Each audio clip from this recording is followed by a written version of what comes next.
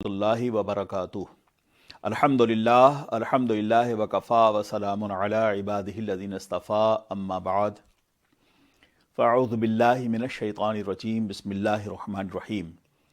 उदउ इला सबील रब्बिक बिल हिकमति वल मौइज़तिल हसनह वजादिलहुम बिल्लती हिय अहसन इन्न रब्बका हुवा अअलमु बिमन ضل अन सबीलिहि व हुवा अअलमु बिल मुहतदीन।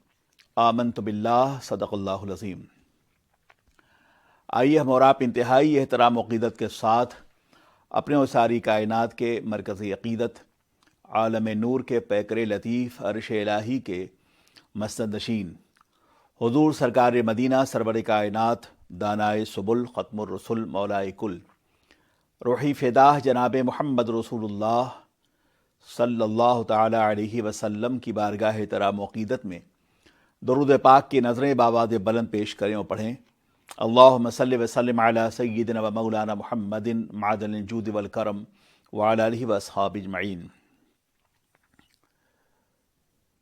कि मोहम्मद से वफ़ा तूने तो हम तेरे हैं, ये जहाँ चीज़ है क्या लौहो कलम तेरे हैं।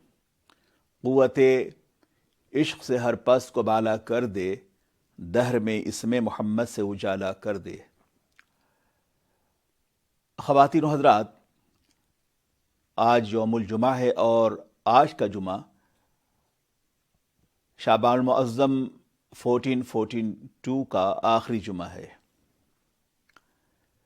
इंशाअल्लाह आइंदा जुमा रमज़ान पाक का मुक़द्दस जुमा होगा और वो अशरे रहमत का पहला जुमा होगा।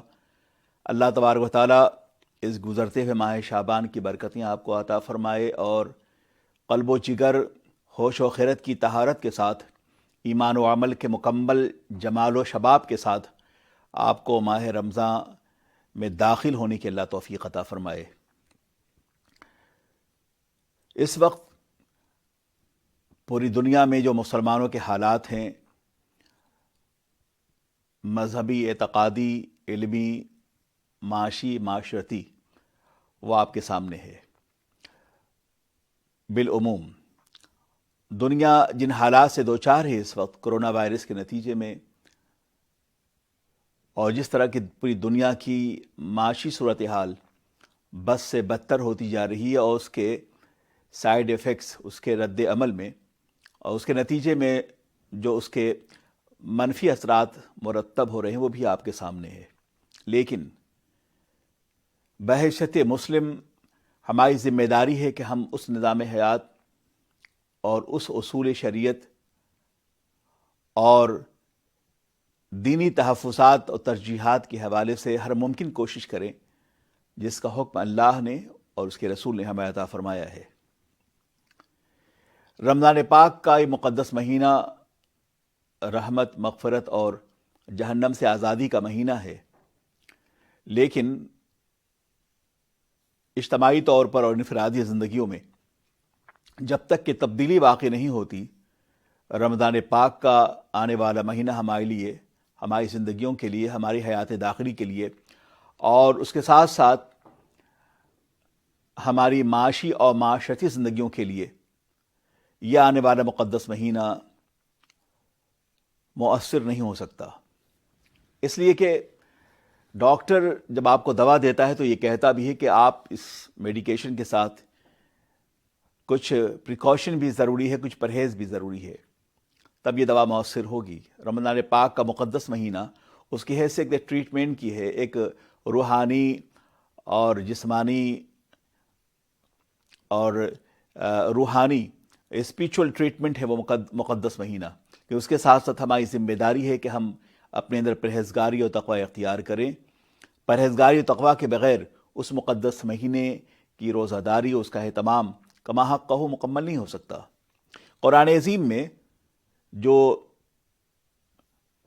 उसूलियात बयान किए गए उसमें यह है कि हर शख्स तुम में का ज़िम्मेदार है अपने उस अमल के लिहाज से और उस लाए हुए दीन की तबलीग व तशहीर के हवाले से।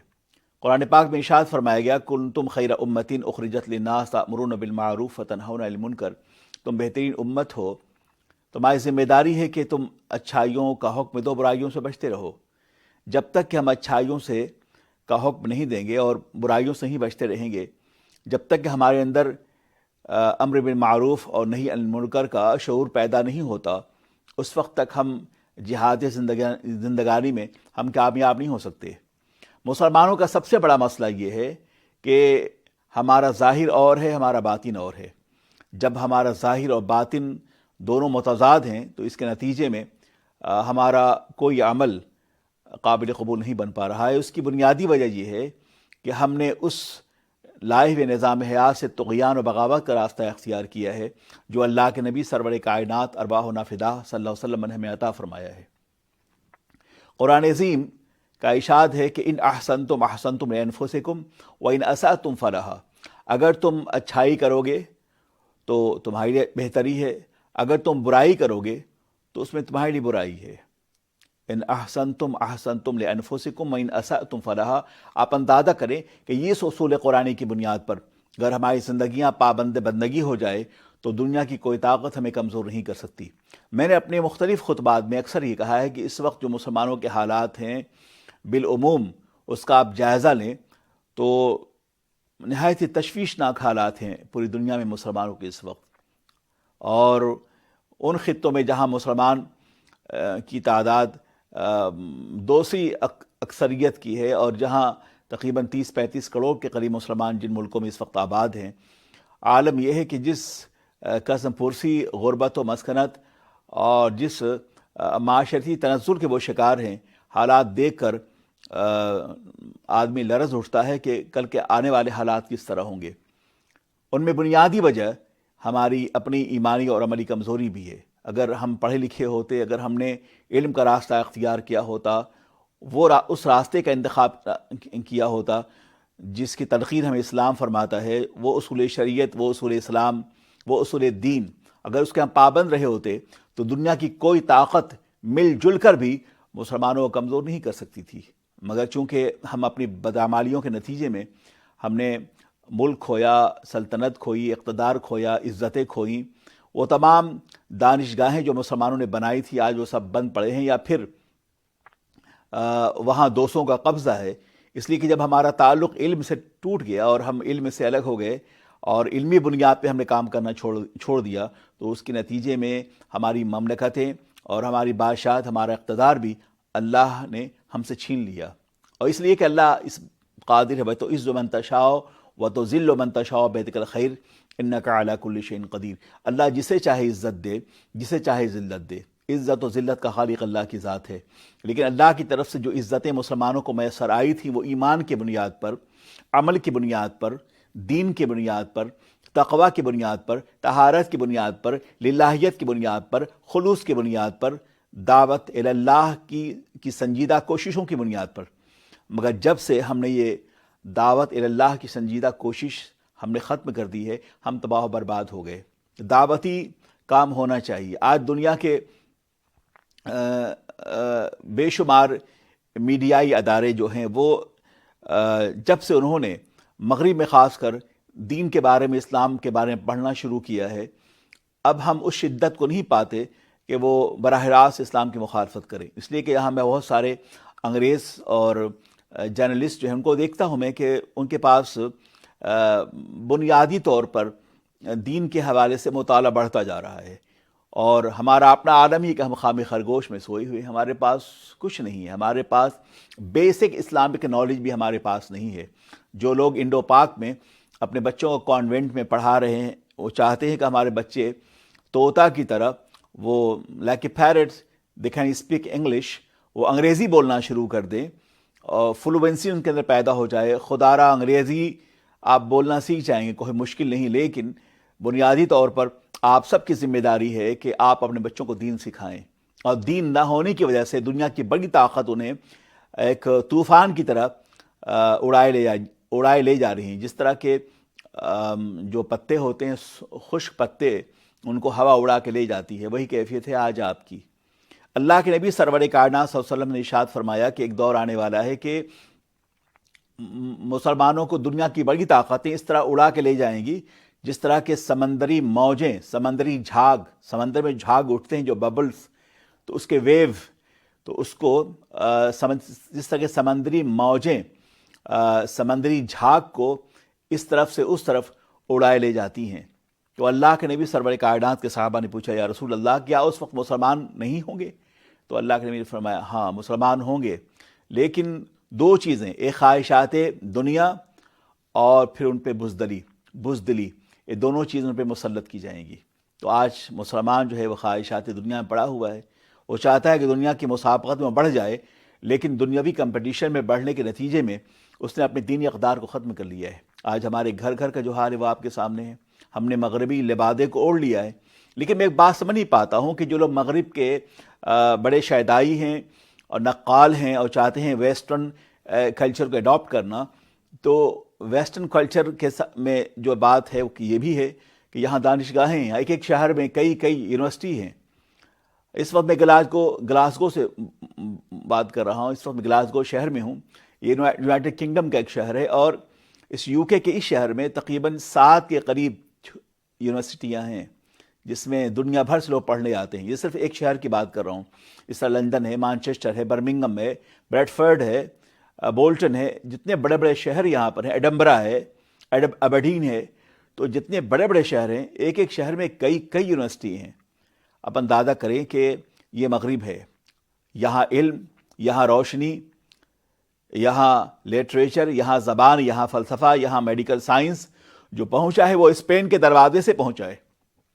اسپین میں جب تک مسلمان مسجد قرطبہ میں بیٹھ کر کام کرتے رہے، اس وقت یہ یورپ اس وقت اندھیرا تھا۔ جب وہاں کام ہو رہا تھا اسپین میں، اس وقت یورپ اندھیرا تھا، اور یہاں جتنی علم کی روشنی آئی ہے وہ اسپین میں مسلمانوں کی دقت ترازی اور مسلم مفکرین کی محنتوں کے نتیجے میں یہاں علم پہنچا ہے۔ مگر اب کیا ہے ہمارا حال؟ بقول اقبال کے کہ مگر وہ علم کے موتی کتابیں اپنے آبا کی، جو دیکھو ان کو یورپ میں دو دل ہوتا ہے سی پارا۔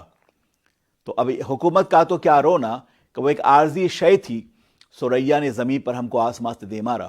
علامہ اقبال جب انگلینڈ آئے اور یہاں البرٹ میوزیم میں انہوں نے مسلم ادوار کی کتابیں دیکھیں، مسلم مفکرین کی کتابیں دیکھیں، تو پکار اٹھے کہ یہ ہمارا علم ہے جس سے ہم ناآشنا ہیں، اور ہم اس علم کے فیضان سے استفادہ نہیں کر سکے۔ مگر وہ علمی فیضان جو یورپ پہنچا، آج پوری یورپ جو ہے انہی کتابوں کو پڑھنے کے بعد یہ علم و فن کے کش کلاه بنے بیٹھے ہیں، اور پوری دنیا ان کی طرف پڑھنے آ رہی ہے۔ ایک دور تھا کہ قرطبہ، جامعہ بغداد میں یورپ سے لوگ پڑھنے جایا کرتے تھے، اور آج عالم یہ ہے کہ عالم اسلام آج یورپ میں پڑھنے آ رہا ہے۔ کس قدر ہم تنزل کا شکار ہیں، کبھی ہم اپنے گرد و پیش کے حالات کا جائزہ لیں۔ ایک طبقہ ایسا بھی ہے جو آئے دن اللہ کے نبی سرور کائنات صلی اللہ علیہ وسلم کی شان میں گستاخیاں کرتا ہے۔ وہ کیوں کر رہا ہے؟ اور ابھی میں نے سنا کہ ہندوستان میں نرسمہا نام کا ایک شخص جو ہے، جس نے آقائے دو جہاں سرور کائنات کی شان اقدس میں اس نے گستاخی کی ہے۔ پورے ملک میں اس کی وجہ سے ایک اضطراب اور تشویش کا ماحول پھیلا ہوا ہے۔ نرسمہا سنگھ غالباً اس کا یہ نام ہے، اگر میں بھول رہا ہوں تو اس کی اصلاح ہونی چاہیے۔ تو اس شخص نے اس وقت پورے ہندوستان میں کس طرح سے کیفیت پھیلی ہوئی ہے۔ آخر کیا وجہ ہے؟ اس کی جرأت، ہمت کیسے ہوئی کہ ایسا وہ کر سکے یہ کام؟ اس میں کہیں نہ کہیں جہاں تک ذمہ داری ہے، ملکی اور قومی ادارے اس کو روکیں، اس کو گرفت میں لیں اور اس کی گرفتاری کریں۔ اس کی پرزوم ہم مذمت کرتے ہیں اپنی طرف سے، اور انگلینڈ کی، برطانیہ کی تمام مسلم تنظیموں کی طرف سے، کہ ایسا نہیں ہونا چاہیے۔ اس شخص کی ہم پرزور مذمت کرتے ہیں، اور یقینی طور پہ جہاں تک ہو پائے گا ہم قانونی طور پر پابند قانون رہتے ہوئے ہم اس کے خلاف احتجاج بھی کریں گے۔ لیکن مسلمانوں کی ذمہ داری بھی ہے کہ ہم اغیار تک، دوسروں تک دین کی دعوت میں پہنچانے کے لیے ہر مخلص اور ممکن اقدامات کو ہم جاری کریں۔ قرآن پاک خود ارشاد فرماتا ہے کہ ادعو الی سبیل ربک بالحکمۃ والموعظۃ الحسنہ، کہ اللہ کے دین کی طرف ہم لوگوں کو دعوت دیں، بلائیں، حکمت سے اور نصیحتوں سے، اچھی نصیحت کے ذریعے، اور وجادلہم باللتی ہی احسن، اور ہم ان کے ساتھ اس طریقے میں بحث کریں جو بہتر ہو۔ اب اندازہ کریں کہ ہم اپنی مجلسوں میں خطاب تو کرتے ہیں اور وہ ہماری مجلس تک وہ بات محدود رہتی ہے. اے کاش کہ ہمارا تعلق وائڈر کمیونٹی سے ہو اور مقامی افراد سے ہو، دوستوں تک ہو. غیر مسلمین کو ہم دعوت دیں، ہم انہیں دین کی طرف بلائیں. جو لوگ دین کے باغی ہیں انہیں بٹھال کے ہم سمجھائیں کہ ہمارا مذہب کیا سکھاتا ہے. ظاہر ہے کہ تشدد کا جواب تشدد تو نہیں ہو سکتا. ہم جب تشدد پہ آمادہ ہوں گے تو آپ کو پتہ ہے کبھی کبھی اس طرح کے لوگ اٹھتے ہیں اس لیے جاننے کے لیے کہ آپ میں اس دین و سنت کے حوالے سے آپ کے رگوں میں ایمان و عمل کے شرارے موجود ہیں یا آپ مر گئے ہیں. کیا خیال ہے آپ کا؟ اسپین میں فرڈیننڈ بادشاہ نے جب دیکھا کہ مسلمان کمزور ہو رہے ہیں تو اس نے ایک دیوانے کو کھڑا کیا مسجد قرطبہ کے باہر اور اس سے کہا کہ تم مسلمانوں کے پیغمبر کو معاذ اللہ گالی دو.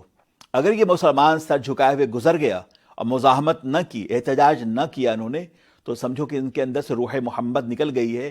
تو جو قوم اپنے پیغمبر کے نام پہ کھڑی نہیں ہو سکتی ہے وہ اپنی عزت و آبرو کی بقا کی کیا جنگ لڑ سکتی ہے. یہی ہوا کہ اسپین میں 700 سالہ مسلمانوں کے اقتدار کا زوال ہوا اور وہ شخص نیم پاگل مسجد نبوی کے دروازے پہ کھڑے ہو کر اللہ کے نبی سرور کائنات کی شان اقدس میں گستاخی کی. اور وہ قرطبہ اور اسپین کے مسلمان مسجد میں سجدہ تو کر رہے تھے، سر جھکائے وہ مسجد سے نکل گئے باہر، انہوں نے مزاحمت نہیں کی.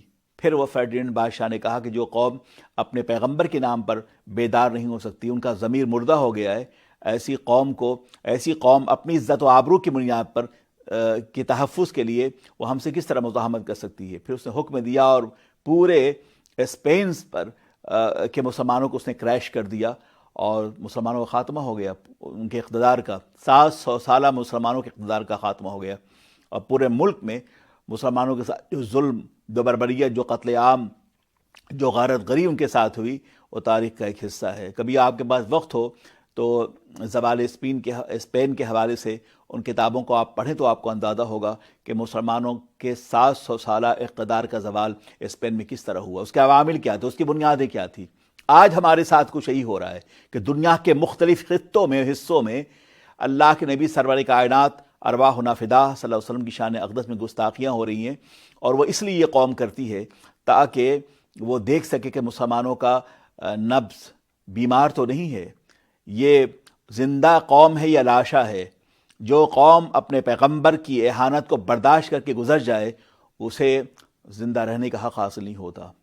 اس لیے ہماری ذمہ داری ہے کہ ہم ایک لمحے میں بھی آقائے دو جہاں سرور کائنات کی اہانت کرنے والوں کہ اس ہرزہ سرائی کو برداشت نہیں کر سکتے. یا تو حکومت وقت اسے لگام دے، اسے روکے، یا پھر مسلمان پرامن احتجاج کے لیے کھڑے ہو جائیں. حضرات محترم، قابل احترام بزرگوں، دوستو، ہماری اخلاقی ذمہ داری یوم ایک ذمہ داری یہ بھی ہے کہ ہماری اخلاقی اور دینی ذمہ داریوں میں یہ بھی ہے کہ ہم دیگر اقوام کو اپروچ کریں، ہم انہیں دعوت دیں اور ہمارے ہاں جو بین المذاہب کانفرنسیں ہوں اس میں غیر مسلمین کو دعوت دی جائے، انہیں بتایا جائے کہ ہمارا اسلام کیا کہتا ہے، ہمارا دین کیا ہے، ہمارا مذہب کیا ہے. استغفر اللہ، ابھی کچھ دن پہلے ہندوستان ہی میں وسیم رضوی جیسے بدبخت شخص نے قرآن عظیم کی 26 آیت کریمہ پر پابندی کی بات کی. اصل میں ایسے لوگ کھڑے کیے جاتے ہیں، یہ پلانٹیڈ لوگ ہیں جنہیں کھڑا کیا جاتا ہے تاکہ یہ وہ بولی بول سکیں. اصل میں جو یہ بولنا چاہتے ہیں یہ آواز تو ان کی اپنی ہے، مگر ان کے پیچھے ایک پوری فورس ہے، ایک تنظیم ہے جو کام کر رہی ہوتی ہے. قرآن پاک کی 26 آیت کریمہ یہ کہتے ہیں اس سے جہاد جو ہے مسلمان، قرآن عظیم قتل عام کی دعوت دیتا ہے اور یہ آیت جہاد ہے، اس کو نکال دینا چاہیے. اس ظالم کو یہ نہیں پتہ کہ اسلام نے کبھی بھی اوفینسو جہاد کا حکم نہیں دیا ہے. جہاں بھی جہاد کا حکم ہے وہ ڈیفینسو ہے. اور دنیا کے مختلف ممالک ہی میں نہیں، مختلف قومیں، مختلف مذاہب ہر دور میں جنگوں کا اعلان کرتی رہی اور دیکھا جائے تو ان کی تاریخ جنگوں سے، خریز جنگوں سے بھرمار پڑی ہے. مگر یہ اس کے خلاف کیوں نہیں بولتے؟ ان کے نشانے پر یہ مسلمان ہی کیوں ہیں؟ اس لیے کہ وہ سمجھتے ہیں کہ مسلمان اندر سے یہ قوم زوال پذیر ہے اور ذہنی، فکری، روحانی طور پر یہ قوم مر چکی ہے. اور محض اسٹیج پر چند لمحے زندہ رہنے کے بعد، اسٹیج سے اترنے کے بعد اور ان کی مجلس کے خاتمے کے بعد یہ قوم منتشر ہو جاتی ہے. صرف نعرہ یہاں اسٹیج پہ لگتا ہے اور جب ان کے مجالس سے برپا ہوتے ہیں اس کے بعد یہ ختم ہو جاتا ہے سب کچھ. نہ ہمارا یہ نعرہ مستانہ مؤثر ہو رہا ہے اور نہ ہمارا یہ جلسہ نہ ہمارا یہ اسٹیج. اس لیے وہ ہمارے نفس کو ناپ رہے ہیں کہ جو مسلمان اپنے دین اور مذہب کے نام پہ کھڑا نہیں ہو سکتا ہے وہ پھر اپنے عزت و آبرو کے تحفظ کے لیے وہ کہاں بیدار ہو سکتا ہے. اس لیے ہمیں پڑھنا ہوگا, ہمیں دوستوں تک اپنے دین کو پہنچانا ہوگا, ہمیں غیر مسلم افراد کو دعوت دینی ہوگی اور ہمیں اس بات کا اعلان کرنا ہوگا کہ دنیا کی تاریخ لکھنے والے مؤرخین جنہوں نے دنیا کی تاریخ لکھی ہے وہ اس بات کو ثابت نہیں کر سکتے کہ اسلام جو ہے وہ تلواروں کی زور سے پھیلا ہے. ہم اکثر اس سے پہلے بھی شاید میں کہہ چکا ہوں کہ غیر مسلم پروفیسر ڈاکٹر سروجنی نائیڈو یہ ہیں, پروفیسر آلنڈ ہیں, اس طرح غیر مسلم مفکرین اور مستشرقین بھی ہیں. انہوں نے ڈاکٹر موریس نے بھی اس بات کا تذکرہ کیا ہے کہ اسلام تلواروں کی زور سے نہیں پھیلا ہے. واللہ اگر اسلام تلواروں کی زور سے پھیلتا تو انڈونیشیا سے لے کر ویسٹ انڈیز تک جو اسلام پھیلا ہوا ہے وہ تلواروں کی زور پر اتنا وسیع اور عریض فتح و کامرانی کے دروازہ کو مذہب نہیں کھول سکتا. یہ اسی بنیاد پہ ہو سکتا ہے جہاں اخلاص ہو, جہاں تہذیب ہو, جہاں تمدن ہو, جہاں کلچر ہو. اسلام صرف اور صرف جسٹ اٹس ناٹ ریلیجن. اسلام صرف مذہب نہیں ہے, اسلام دین ہے, اسلام کلچر ہے, اسلام تہذیب ہے, اسلام سراپا علم ہے, اسلام اخلاص ہے, اسلام عدل ہے, اسلام توازن ہے, اسلام ربط عامہ ہے, اسلام میوچول انڈرسٹینڈنگ ہے, اسلام آداب و اخلاق ہے, اسلام اسوہ حسنہ ہے اس رسول اعظم کا جو سر سے پاؤں تک آئین قرآنی میں ڈھلے ہوئے تھے. لقد کان لکم فی رسول اللہ اسوۃ حسنہ, کہ تمہارے لیے اے ایمان والو تمہاری ذمہ داری ہے کہ سرکار کو اسوہ حسنہ تم اپنا لو. تمہارے لیے لقد کان لکم فی رسول اللہ اسوۃ حسنہ کہ ہم اللہ کے نبی سرور کائنات صلی اللہ علیہ وسلم کے اسوہ حسنہ پر عمل پیرا ہو جائیں تو یقینی طور پر ہم کامیاب و کامران ہو سکتے ہیں. اسلام نے کامیابی کا مدار تلوار اٹھانا نہیں سکھایا ہے. کوئی ہے تو بتائے. یہ اسلام پہ الزام ہے, اسلام سراپا اخلاص ہے. آج جن ملکوں میں اسلام اقلیت میں ہے اور وہاں وہ 1000 سال تک حکمراں رہے, تو آپ بتاؤ کہ کسی ملک میں ایک مذہب کی حیثیت سے اور جس ملک میں ایک مذہب کی حیثیت سے اور حاکم کی حیثیت سے, حکمراں کی حیثیت سے اسلام غالب رہا ہو, آج اس ملک کا ایک بہت بڑا طبقہ جو ہے وہ اسلام کے حلقہ اثر سے دور کیوں ہے؟ کیا وجہ ہے کہ وہ مسلمان نہیں ہو سکے؟ جس کے ہاتھ میں تلوار ہو, حکومت ہو, حکومت وقت اور حاکم وقت ہو, اپنے تلوار کی زور پر وہ ملک کی عوام کو وہ زیر نگی کر سکتا ہے. اور جس تہذیب و تمدن میں وہ 1000 سال تک زندہ رہے انہیں تو ان کے مذہب کو اپنا لینا چاہیے تھا, مگر ایسا نہیں ہوا. اس کی بنیادی وجہ یہ ہے کہ اگر مسلم بادشاہوں نے جبراً انہیں اسلام پر آمادہ کیا ہوتا تلوار کی بنیاد پر تو یقیناً ان کے مذہب کو قبول کر لیتے, مگر ایسا نہیں ہے. اور اس لیے نہیں ہے کہ لا اکراہ فی الدین, دین میں کوئی جبر نہیں ہے. تو جب دین میں کوئی جبر نہیں ہے, کراہت نہیں ہے, اور 1000 سال تک حکومت کرنے کے باوجود بھی اس ملک میں اکثریت آج بھی غیر مسلم کی ہے, نان مسلم وہاں رہتے ہیں, تو اس سے صاف ظاہر ہے کہ اسلام کا مقصد کبھی بھی تلوار اٹھانا نہیں رہا ہے اور اپنے ماتحت لوگوں پہ ظلم کرنا نہیں رہا ہے. یہ صرف ایک اختراعی اور اتہام بازی ہے, یہ صرف الزامات ہیں, اس کا تعلق حقیقت سے نہیں ہے. اللہ کے نبی سرور کائنات ارواحنا فدا صلی اللہ علیہ وسلم نے فتح مکہ کے بعد دشمنوں کو معاف کر دیا. اسلام نہیں سکھاتا کہ اپنے دشمنوں پہ جبر کرو. آج جو کچھ ہو رہا ہے پوری دنیا میں, جس طرح فاتح قوم مفتوح قوم کے کلچر کو, اس کی تہذیب کو, ان کی درسگاہوں کو, ان کی فکر کو, ان کے گھروں کو, ان کے بچوں کو, خواتین کو, بوڑھوں کو, آبادیوں کو, کھیتوں کو, کھلیانوں کو, باغوں کو تباہ و برباد کر دیتی ہے, اس کا منظرنامہ آپ نے دیکھا ہے اور دیکھ بھی رہے ہیں آپ. اسلام یہ نہیں سکھاتا. تو اس لیے اسلام کی اچھائیاں, اسلام کی خوبیاں جو ہیں وہ ہمیں بتانے کی شدید ضرورت ہے. تو قرآن پاک فرما رہا ہے کہ تمہاری ذمہ داری ہے کہ تم لوگوں کو دین کی دعوت دو احسن طریقے سے. اور ایک مقام میں فرمایا گیا کہ اگر تم سچے اور پکے مسلمان بن جاؤ تو یقیناً کامیاب و کامران ہوگے. وَأَنْتُمُ الْأَعْلَوْنَ إِن كُنتُم مُؤْمِنِينَ, کہ تم ہی سربلند ہوگے اگر تم مومن کامل بن جاؤ. اگر سربلندی ہمارا مقدر بن چکی ہے بشرطے کہ ہم مومن کامل بن جائیں. اگر ہم مومن کامل نہیں بنتے تو ہماری سرمدی اور ہماری خوشبختی اور ہماری آقائی اور ہماری شوکت اور ہمارا اقتدار ہم سے چھین لیا جائے گا۔ اب آپ دیکھیں کہ رمضان پاک آنے والا ہے، قرآن پاک کی تلاوت کی جائے گی، مسجد و محراب و ممبر پہ کھڑے ہو کے حفاظ قرآن پاک پڑھیں گے، مگر سوال یہ پیدا ہوتا ہے کتنے ہم میں لوگ ہیں جو قرآن پاک کا ٹرانسلیشن جانتے ہیں؟ کتنے ہم میں وہ لوگ ہیں جو قرآن پاک ناظرہ پڑھ سکتے ہیں؟ مسلمانوں کی ایک بہت بڑی تعداد ہمارے معاشرے میں موجود ہے جو قرآن پاک کے لیے ناظرہ خواں بھی نہیں ہیں، وہ جو قرآن پاک دیکھ کر بھی نہیں پڑھ سکتے۔ یہ کتنا بڑا المیہ ہے اس قوم کے لیے، وہ کتاب جو آئین جہاں بانی اور جہاں بینی سکھاتی ہے ہمیں، مگر افسوس کہ ہم اس سے بہت دور ہیں۔ تو ظاہر ہے کہ جب مسلمانوں کی کمزوریاں دنیا کے سامنے واضح ہوں گی تو پھر وہ ہمارے ظرف کا امتحان تو لیں گے، اور ظرف کا امتحان اسی طرح ہوگا کہ نسیمہ نند اور وسیم رضوی جیسے لوگ، سلمان رشدی جیسے لوگ وہ ہمارے سامنے آئیں گے، اور پھر ہمارے دین کا، کتاب و حکمت کا، قرآن عظیم کا، رسول خدا سرور کائنات کا مذاق اڑایا جائے گا۔ اس لیے کہ قوم جانتی ہے، یہ قوم، کہ ان مسلمانوں کو مشتعل رکھو، انہیں ان معاملات میں الجھا کے رکھو، اس لیے کہ مسلمان کمزور ہے، مسلمان شکست خوردہ ہے، مسلمان قسم پرسی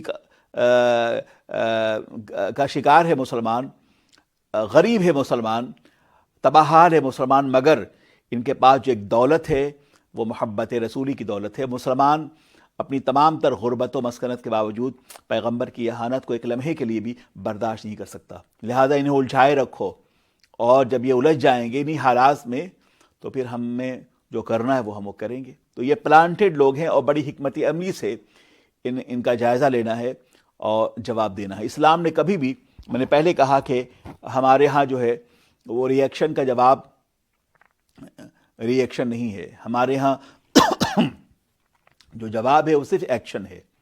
ہم کسی ایکشن کا جواب ریئیکشن سے نہیں دیتے، ہم ایکشن کا جواب جو ہے وہ اپنے طرز عمل سے دیتے ہیں، وہ اپنے اخلاقیات سے دیتے ہیں، وہ اپنے ماڈریٹ مزاج سے دیتے ہیں۔ لہٰذا ہمیں مشتعل ہونے کی ضرورت نہیں ہے۔ کسی کی اہانت کرنے سے پیغمبر کی اہانت، پیغمبر کا منصب کم نہیں ہو سکتا۔ وَرَفَعْنَا لَكَ ذِكْرَكَ وَمَا أَرْسَلْنَاكَ إِلَّا رَحْمَةً لِلْعَالَمِينَ إِنَّا أَعْطَيْنَاكَ الْكَوْثَرَ فَضَّلْنَا بَعْضَهُمْ عَلَى بَعْضٍ مِّنْهُمْ مَنْ كَلَّمَ اللَّهُ وَرَفَعَ بَعْضَهُمْ دَرَجَاتٍ، اور أَلَمْ نَشْرَحْ لَكَ صَدْرَكَ إِنَّا أَرْسَلْنَاكَ شَاهِدًا وَمُبَشِّرًا وَنَذِيرًا۔ یہ پیغمبر کی سٹیٹس ہیں۔ اللہ رب العزت نے آقائے دو جہاں سرور کائنات ارواحنا فدا صلی اللہ علیہ وسلم کو رحمت عالم بنا کے بھیجا۔ خیمہ افلاک کا استادہ اسی نام سے ہے، نبض ہستی تپش آمادہ اسی نام سے ہے، اور وہ گھٹائے کہ کسی سے نہ گھٹا ہے نہ گھٹے، جب بڑھائے تجھے اللہ تعالیٰ تیرا۔ اللہ نے جن کی سربلندی اور عزت وقار و افتخار اور عظمت و رحمت کا تذکرہ کیا ہے، جو رحمت للعالمین بنا کر بھیجے گئے، دنیا میں کون ایسا فرد بشر ہے موجود جو پیغمبر گرامی وقار ارواحنا فدا صلی اللہ علیہ وسلم کی منزلت، قدر و منزلت کو کم کر سکے؟ حسن یوسف پہ کٹی مصر میں انگشت زنا، سر کٹاتے ہیں تیرے نام پہ مردان عرب۔ تو اللہ کے رسول جن کے قدم ناز پہ مردان عرب اپنا سر کٹاتے ہوں، بدر ہو، حنین ہو، خندق ہو، خیبر ہو، جہاں نقد جاں لے کر صحابہ اللہ کے نبی سرور کائنات کی عزت و حرمت کے تحفظ کے لیے پہنچے، دنیا کی کون سی طاقت ایسی ہے جو اپنی اہانت کے ذریعے سے اللہ کے نبی سرور کائنات کی عزتوں میں وہ کمی کر سکے؟ یہ تو اس نے اپنے لیے خود جہنم کی آگ کو اپنے اوپر بھڑکایا ہے۔ اور میں سمجھتا ہوں کہ مسلمانوں کی ذمہ داری ہے اب کہ وہ قرآن پاک کو پڑھیں اور عملی طور پر مسلمان میدان میں اتریں اور اس بات کا اظہار وہ کریں کہ اسلام امن پسند ہے، یہاں تشدد کی گنجائش نہیں ہے، یہاں علم ہے، یہاں مشاہدہ ہے، یہاں تجربہ ہے، یہاں کام ہے، یہاں عمل ہے، یہاں جہد مسلسل ہے، یہاں اخلاص ہے۔ آپ نے دیکھا نہیں کہ غیر مسلم مفکرین یہ بار بار کہہ رہے ہیں کہ اسلام اگر تلوار کی زور سے پھیلتا تو انڈونیشیا سے لے کر ویسٹ انڈیز تک جو اسلام پھیلا ہوا ہے وہ تلوار کے زور پہ نہیں پھیل سکتا، یہ امپاسبل ہے۔ دنیا کا واحد مذہب اسلام ہے کہ جب انڈونیشیا ملیشیا کے ساحل پہ جب سورج طلوع ہوتا ہے تو وہاں سے لے کر جب تک کہ سورج ڈوب نہیں جاتا، دنیا کا ہر گوشہ اللہ اکبر کی صدائے لاہوتی سے گونجتا رہتا ہے۔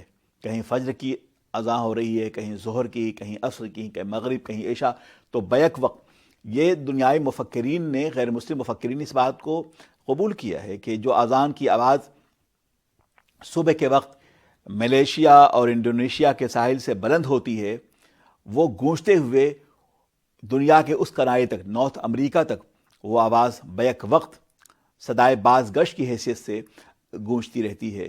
یہ صرف اسلام کو حق حاصل ہے۔ مسلمان جہاں فجر کی نماز پڑھتے ہیں تو کہیں ظہر کی نماز ہو رہی ہوتی ہے، کہیں عصر، کہیں مغرب اور کہیں عشاء، تو کوئی ایسا وقت نہیں روئے زمین پر جہاں مسلمان نماز نہ پڑھتے ہوں، اور کوئی ایسا وقت نہیں ہے جہاں کعبۃ اللہ کے لوگ آگے کھڑے نہ ہوں۔ تو جہاں یہ سینٹرلائزیشن ہو، جہاں یہ تنظیم ہو، جہاں یہ مرکز ثقل ہو، جہاں یہ صدائے لاہوتی ہو، جہاں یہ ضرب اللہ ہو، تو دنیا کی کوئی طاقت ہمیں کمزور نہیں کر سکتی ہے۔ خود ہی ہے سر نہا لا الہ الا اللہ، خود ہی ہے تیغ فساں لا الہ الا اللہ۔ یہ دور اپنے براہیم کی تلاش میں ہے، سرم کدہ ہے جہاں لا الہ الا اللہ۔ یہ نغمہ فصلے گلو لالا کا نہیں پابند، بہار ہو کے خزاں لا الہ الا اللہ۔ جب یہ کیفیت مسلمانوں میں پیدا ہوگی تو دشت و جبل ہماری آواز سے کانپ جایا کرتے تھے۔ یہ ہماری تاریخ ہے، مگر ظاہر ہے کہ محض اپنی تاریخ اور اپنے اکابرین کے کارناموں کی بنیاد پہ ہم زندہ نہیں رہ سکتے۔ ہمیں خود بھی پابہ تحریک ہونا ہوگا، ہمیں خود بھی صحرا نبردی اختیار کرنی ہوگی، اور ہمیں خود بھی جہادی زندگانی میں آگے بڑھنا ہوگا، اور ہمیں خود بھی اللہ کے لائے ہوئے نظام حیات کی سربلندی کے لیے کوشش کرنا ہوگا۔ ہمیں سفیر عشق رسول بننا ہوگا، ہمیں عشق رسالت کی تشہیر کے لیے ہر ممکن کوشش کرنی ہوگی، اور اللہ دلوں کا حال جاننے والا ہے۔ خود فرمائے ان ربک هو عالم بمن ضل عن سبیلہ، یہ فیصلے ہو چکے ہیں۔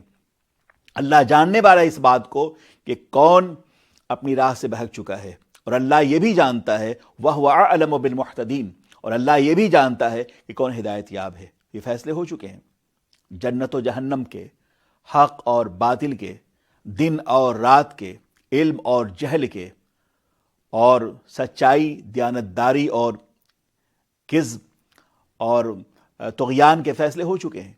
دنیا کی کوئی طاقت اب مل کر بھی وہ چاہے مخالفت کرے رسول اللہ سرور کائنات کی اور قرآن کی، تو کبھی بھی نہ وہ کامیاب ہو سکی ہے اور نہ کامیاب ہو سکے گی۔ قرآن خود ارشاد فرماتا ہے اِنَّا نَحْنُ نَزَّلْنَا الذِّكْرَ وَإِنَّا لَهُ لَحَافِظُونَ، ہم نے قرآن پاک کو نازل کیا ہے اور ہم ہی اس کی حفاظت کرنے والے ہیں۔ جب اس قرآن پاک کی حفاظت کی ذمہ داری اللہ نے اپنے ذمہ کرم میں لی ہے، تو اب دنیا کی کوئی طاقت اس کی مخالفت نہیں کر سکتی، اس کی کمزور نہیں کر سکتی۔ ظاہر ہے کہ قرآن عظیم میں حمد الہی بھی ہے اور نعت رسول بھی۔ قیامت صبح تک حمد الہی بھی محفوظ رہنے والی شے ہے، اور نعت رسول بھی۔ دنیا کی کوئی طاقت اسے کمزور نہیں کر سکتی۔ اس لیے ہماری ذمہ داری ہے کہ ہم اگر کچھ کر سکیں تو یقینی طور پر اسلام وہ ہر دور کے لیے فاتح اعظم ہے۔ اور پھر قرآن خود فرمائے گا کہ ہم اپنے دشمنوں پر، ہمارا مزاج، دین کا مزاج جو ہے وہ انتقام لینا نہیں ہے۔ ان عاقبتم فعاقبوا بمثل ما عوقبتم به، کہ اگر تم کسی کو سزا دو تو ایسی سزا نہ دو جیسے تمہیں تکلیف پہنچائی تھی۔ سزا کے باب میں ایک اس قرآنی فلسفہ یہ ہے کہ ہم کسی شخص کے ساتھ اس کے جرم کے عوض ہمیں وہ سزا نہ دیں کہ جو ہمیں جس طرح کی سزا اس نے اور تکلیف اس نے ہمیں پہنچائی تھی۔ اس بات کا خیال رکھا جائے وَلَئِن صَبَرْتُمْ لَهُوَ خَيْرٌ لِلصَّابِرِينَ، فرمایا گیا کہ اگر تم نے صبر کیا ہے، وَلَئِن صَبَرْتُمْ لَهُوَ خَيْرٌ لِلصَّابِرِينَ، اور اے لوگو اگر تم نے صبر کیا تو بے شک صبر سب سے اچھا ہے۔ تو ہمارے اندر اسلام میں صبر ہے، مگر صبر کا معنی یہ نہیں ہوتا ہے بزدلی ہے، مگر صبر دراصل اس حکمت عملی کا نام ہے جس کے نتیجے میں کسی بہت بڑے فیصلے کی تیاری کی جائے۔ آپ نے دیکھا نہیں کہ صلح حدیبیہ کے موقع سے اللہ کے نبی سرور کائنات صلی اللہ علیہ وسلم نے یک طرفہ تمام کفاران قریش کے ایگریمنٹ کو، ان کے مطالبات کو تسلیم کیا، تو یہ بزدلی تو نہ تھی نا، بلکہ سرکار دو عالم سرور کائنات کی نبوی فیصلوں میں جو حکمتیں تھیں وہ یہاں پوشیدہ تھیں۔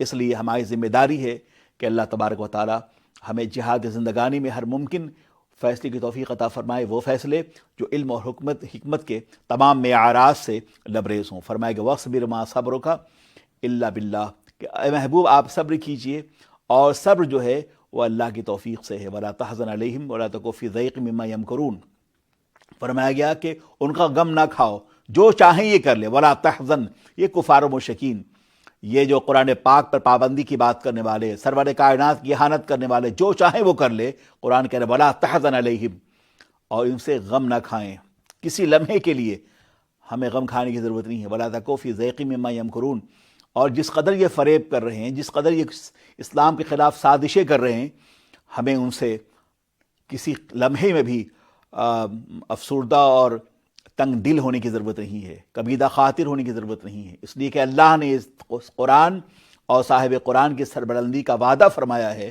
اور سربلندی عطا فرمائی ہے۔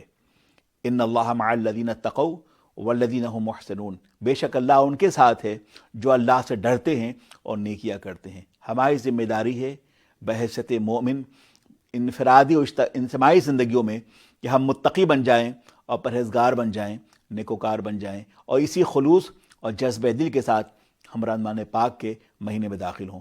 دعا ہے کہ اللہ تعالیٰ شعبان المعظم کا یہ آخری جمعہ اور یہ آخری لمحات اللہ قبول فرمائے، اور آنے والے رمضان پاک کے مہینے میں ہم سب کو ایمان و عمل کی تمام توانائی کے ساتھ داخل ہونے کی توفیق عطا فرمائے۔ اللہ آپ کو خوش رکھے، شاد آباد رکھے، اس یقین کے ساتھ کہ قوت عشق سے ہر پس کو بالا کر دے، دہر میں اس میں محمد سے اجالا کر دے۔ السلام علیکم ورحمۃ اللہ وبرکاتہ۔